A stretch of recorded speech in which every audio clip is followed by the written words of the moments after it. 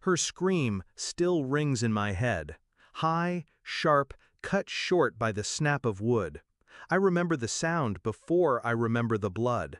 Small drops, bright against the ivory keys. My sister lifted the piano lid slowly, like she'd done nothing wrong. My daughter pulled her hand back, clutching it to her chest. Mom laughed. Dad shook his head. And in that moment, watching my little girl cry, watching my parents smile, I decided they would pay for it. All of them. It wasn't always like this with my sister. When we were kids, I thought she was my best friend. We shared clothes, secrets, dreams. She was the one who taught me how to play that same piano. Her hands were always graceful, precise. But somewhere along the way, that grace turned into cruelty. Small comments became sharp ones, jokes became digs. And when I had my daughter, she found new ways to make herself feel bigger by making my child feel small. I started to notice the patterns.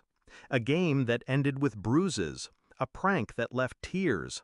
And every time, Mom and Dad dismissed it. "She's just playing. You're too sensitive." I tried to intervene, but my sister always smiled, always twisted it into my fault. Until the piano. Until I saw her push the lid down with both hands and hold it there while my daughter screamed. I didn't shout, I didn't cry. I got my daughter to the bathroom, cleaned the cuts, and kissed her forehead. I told her everything was going to be okay, and I meant it. Because by then, I already knew exactly what I was going to do. Step 1 was patience.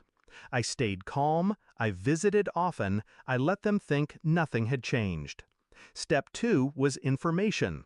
I started digging, quietly. I found the unpaid taxes my parents had been ignoring for years. I found the cash businesses Dad ran without licenses. I found the proof that my sister had been using Mom's credit cards to buy things and return them for cash.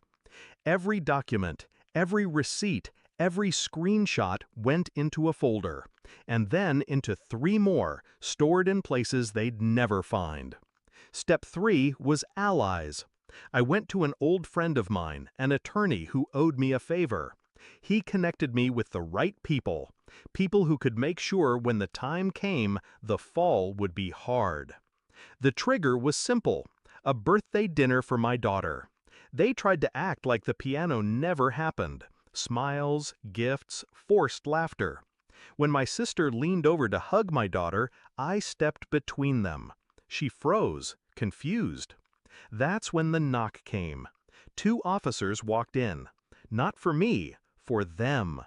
The charges were a list, long and ugly. Fraud, tax evasion, child endangerment. My sister tried to talk her way out of it until they showed her the security footage. The piano, the blood, the way she smiled while my daughter cried. Mom's face turned pale. Dad's jaw clenched. They were cuffed in front of the cake. The silence in that room was the sweetest sound I've ever heard. My sister looked at me over her shoulder as they took her out. It wasn't anger in her eyes, it was confusion. She had spent her whole life thinking she was untouchable, and she never saw me coming. That night, I tucked my daughter into bed.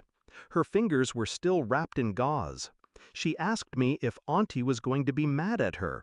"No," I told her, "Auntie's not going to bother you anymore." People ask if I regret it, if it was too far. But when I close my eyes, I don't see police lights. I don't see courtrooms. I see a piano.